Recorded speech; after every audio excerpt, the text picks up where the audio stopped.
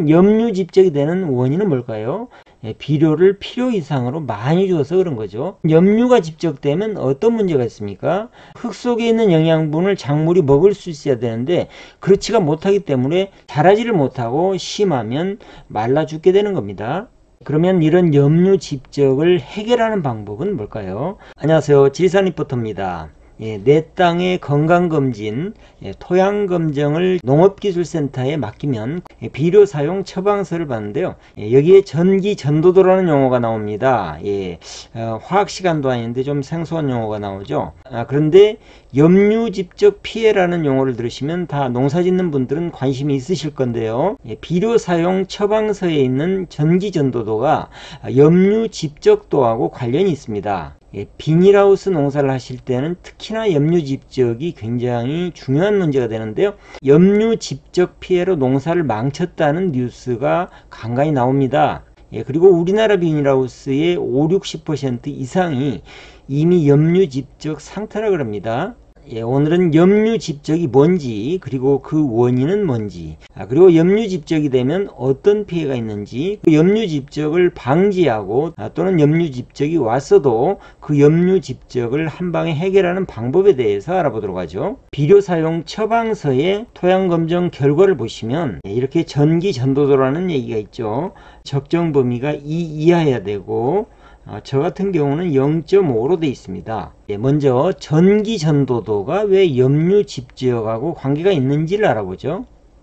전기의 전도도라는 얘기는 글자 그대로 전기가 얼마나 잘 통하느냐 이런 얘기죠.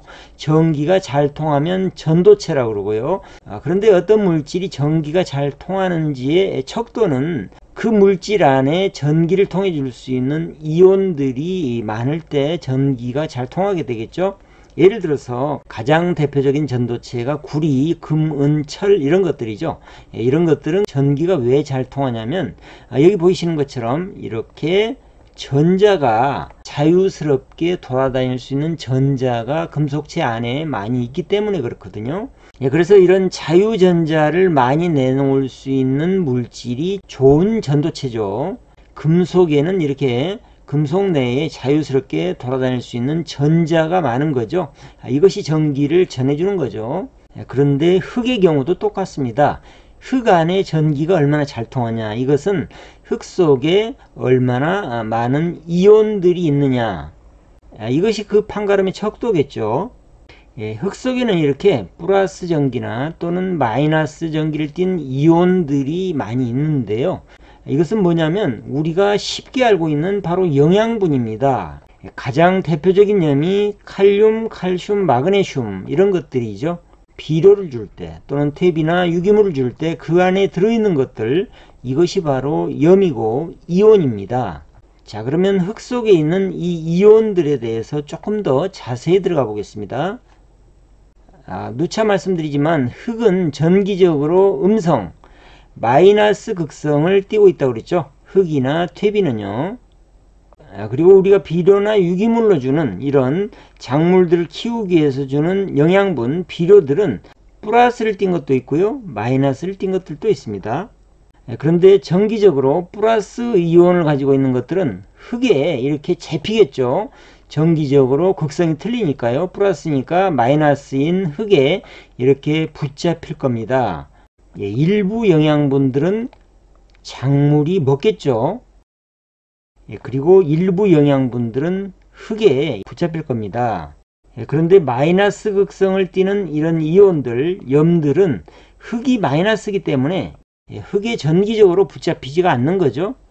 그러면 가정을 이렇게 해보겠습니다. 예를 들어서 이 이온들이 식물에 의해서 흡수가 됐고요.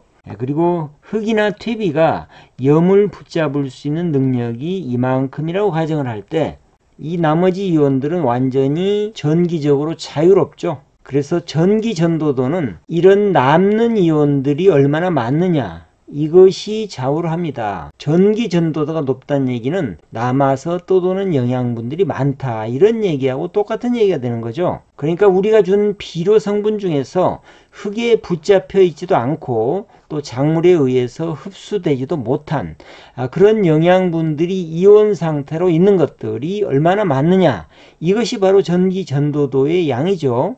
그런데 예를 들어서 흙에 염기를 붙잡을 수 있는 능력이 더 커가지고 이것까지 다 잡을 수 있다면 남아있는 건 마이너스 극성을 가진 이런 염기들만, 이런 이온들만 남아있을 겁니다.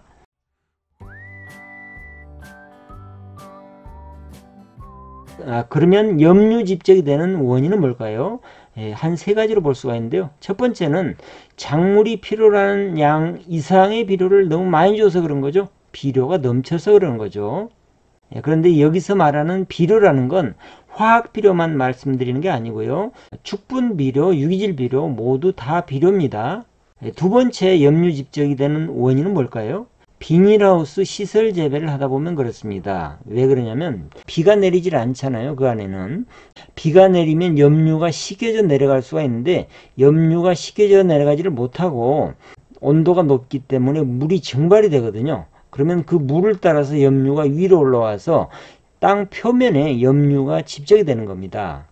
두 번째 이유, 비닐하우스 시설 재배를 하기 때문에 그러는 거고요. 그 다음 세 번째 이유는 조금 반대로 볼 때 우리가 주는 영양분을 품을 수 있는 능력이 흙에 부족하기 때문에 그런 거죠.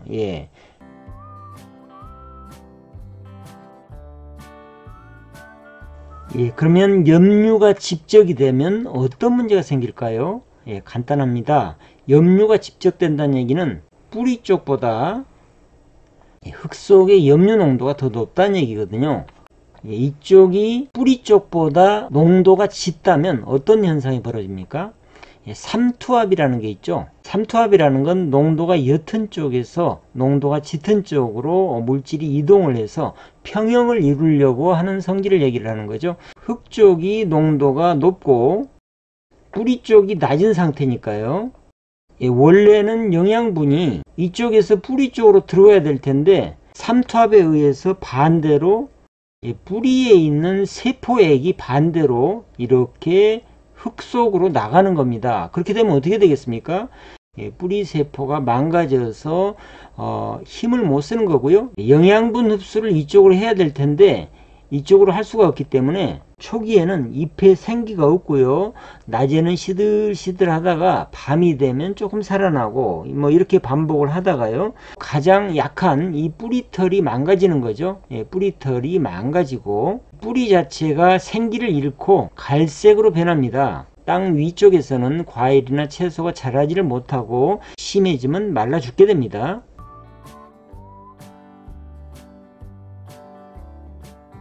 그러면 이런 염류 집적을 해결하는 방법은 뭘까요? 첫 번째 방법, 이렇게 수시로 토양 검정을 받고요. 거기에 따라서 내 밭에 부족한 영양분 위주로 시비를 하시는 게 좋겠죠. 부족하지도 않은 영양분을 그냥 주먹구구식으로 마구 주게 된다면 그것이 바로 염류 집적의 원인이 되겠죠. 토양 검정을 받고 이렇게 비료 사용 처방서를 받은 다음에 내 땅에 부족한 영양분이 뭔지를 파악을 먼저 하시고 거기에 따라서 비료를 주시는 게 중요합니다. 그 다음에 두 번째 해결 방법으로는요, 비닐하우스인 경우에 주기적으로 비닐을 벗기고 비닐하우스 안에 비를 맞히거나 물을 대주는 거, 염류가 쉽게 내려가게 해주는 거죠. 이것도 해결책입니다. 그 다음 세 번째 방법으로 이 땅을 깊이 갈아주는 거, 심경쟁기로 깊이 갈아주는 거, 이것도 좋은 해결책이죠. 왜 그러냐면 염류는 주로 땅 위에 집적이 되거든요. 그래서 땅 속에 깊은 곳에 있는 땅하고 이렇게 깊이 갈아서 섞어주는 것도 염류 집적을 해결하는 방법 중에 하나가 되겠죠. 그 다음에 네 번째 해결 방법으로는요, 비닐하우스 안에 객토를 해주는 방법입니다. 이런 염이 집적되지 않은 흙을 새로 부어주는 거죠. 이렇게 하는 것도 한 가지 방법이 될 수 있겠고요. 그 다음에 좋은 방법 중에 하나가 이런 흡비작물, 비료를 많이 흡수하는 작물들, 수단그라스나 네마장황 같은 이런 흡비작물들을 심어 가지고 땅속에 있는 염류들을 뽑아내는 거죠. 이것도 굉장히 좋은 방법인데요. 그런데 이렇게 녹비작물을 심는 방법은 다른 몇 가지 효과가 또 있거든요. 염류집적을 해결하는 외에도 이런 녹비작물 자체가 좋은 유기물이 되는 거죠. 그래서 유기물을 확보하는 효과가 있고요. 그 다음에 이런 녹비작물들이 땅을 갈아주는 역할을 하거든요. 땅 속에 뿌리를 깊게 뻗음으로써 공기가 잘 통하고 그리고 물 빠짐이 좋게 해주고 이런 좋은 역할들이 또 있고요. 그 다음에 또 이런 녹비작물을 심었을 때 좋은 게 뭐냐면요. 어떤 작물이든 연작을 하게 되면 땅 속에 선충 피해를 입기가 쉽죠. 그런데 이런 녹비작물을 심으면 선충을 해결해 주거든요. 그래서 일석사조가 되는 거죠. 녹비작물을 심으실 때는 이런 수단그라스 같은 것은 300평에 5kg 정도 심으시면 되고요. 그 다음에 네마장황 같은 것은 8kg 정도 심으시면 됩니다. 맨 마지막으로 제가 가장 추천드리고 싶은 방법인데요. 염류집적을 한방에 해결하면서 땅 자체를 완전히 다른 땅으로 만들어버리는 최고의 땅으로 만드는 방법입니다. 바로 좋은 퇴비를 흙 속에다가 많이 넣는 겁니다. 좋은 퇴비는 비료를 품는 능력이 250이라고 그랬죠. 우리나라 흙의 25배나 높습니다. 그래서 웬만큼의 염이 들어있어도 이런 것들을 다 품어버리는 거죠. 문제가 없게 만들어버리는 거죠. 그 예로 제 땅의 토양검정 결과를 한번 보겠습니다. 지금 유기물의 양이 제 땅 같은 경우 기준치가 적정 범위가 25에서 30 정도인데 제 땅에는 62죠. 그리고 이 영양분들 이런 것들이 얼만큼 있는지 양을 한번 보겠습니다. 인산은 적정 범위가 450까지인데 저는 738이에요. 그 다음에 칼륨 같은 경우는 적정 범위가 0.75인데 저는 0.97입니다. 적정 범위를 넘었죠. 칼슘 같은 경우도 보면 적정 범위가 6인데 2배 정도가 되고요. 마그네슘도 마찬가지입니다. 2.0이 적정 범위인데 3입니다. 제 땅에는 양분들 염이 훨씬 적정 범위보다 많다는 얘기죠. 그러면 염이 많기 때문에 전기 전도도가 높아야 맞겠죠. 그런데 전혀 높지가 않습니다. 전기 전도도의 적정 범위가 2인데 저는 그것의 4분의 1밖에 되지가 않습니다. 0.5입니다. 이렇게 영양분이 기준치보다 훨씬 많은데도 불구하고 염류 집적도가 낮은 이유 딱 하나입니다. 유기물, 퇴비가 많이 들어있기 때문이죠. 이 세 가지를 비교를 해서 보면 그렇게 간단하게 해석이 됩니다. 아무리 염이 많아도 아무리 영양분이 많아도 퇴비가 그 흙에 많이 들어있으면 염류 집적도가 절대로 높아질 수 없다는 얘기죠. 걱정 안 하셔도 된다는 얘기입니다. 그리고 말씀드리는 김에 한 가지 더 말씀드리자면 지금 이 유기물의 적정 범위라는 거요. 이상하지 않습니까? 적정 범위가 25부터 35인데 저는 62예요. 전혀 문제가 없고 오히려 퇴비가 많을수록 유기물이 많이 들어있을수록 이런 염류 집적까지도 해결을 하잖아요. 그렇다면 이 농업기술센터에서 얘기하는 유기물의 적정 범위라는 게 의미가 있는가? 의미는 있습니다. 무슨 의미냐면 축분을 이용해서 만든 유기물 이런 것들은 너무 많이 들어가면 안 된다는 의미로 저는 해석을 합니다. 그런데 정말 좋은 퇴비는 아무리 많이 넣어도 문제가 안 되고 오히려 굉장히 좋다는 얘기입니다. 적정 범위에 한계가 없다는 얘기죠. 많이 넣으면 넣을수록 좋습니다. 이것은 제가 제 밭에 실제로 실험을 하고 몇 년 동안 경험을 해본 결과입니다. 정말 좋은 퇴비는 아무리 많이 들어가면 들어갈수록 좋습니다. 퇴비를 많이 넣으면 이런 염류 집적을 해결하는 것뿐만 아니고 물 빠짐이 좋게 하면서 반대로 물을 품고 있는 능력이 좋아지고요.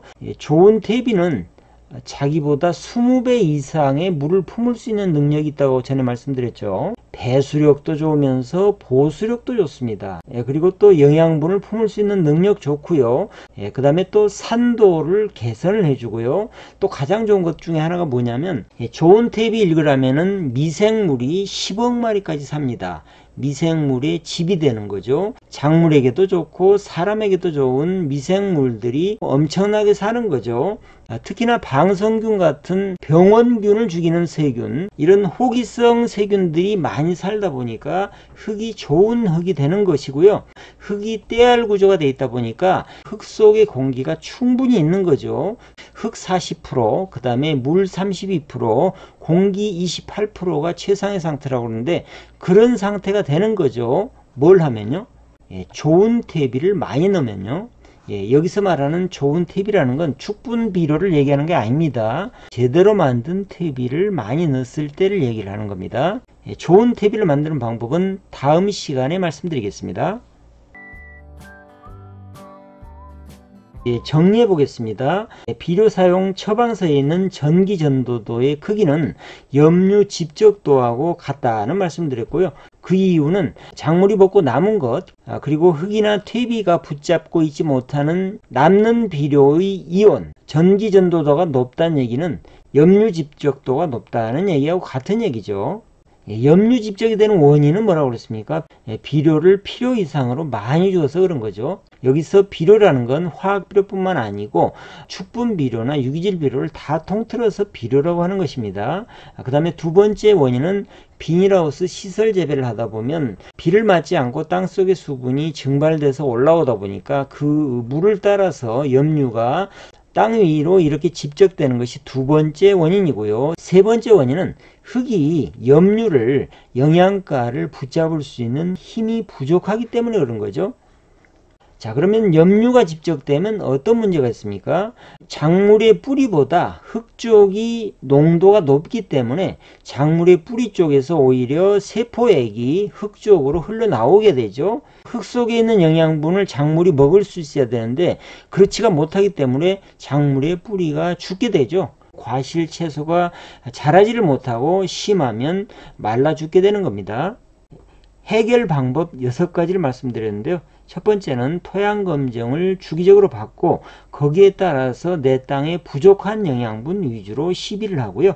두 번째는 비닐하우스 경우에 비닐을 주기적으로 벗겨서 비를 맞히거나 또는 물을 충분히 대서 염류를 씻어내는 방법이 있고요. 세 번째는 땅을 깊이 가리해서 표면에 있는 염류를 땅 전체에 섞어서 염류 집적을 막아주는 방법이 있고요.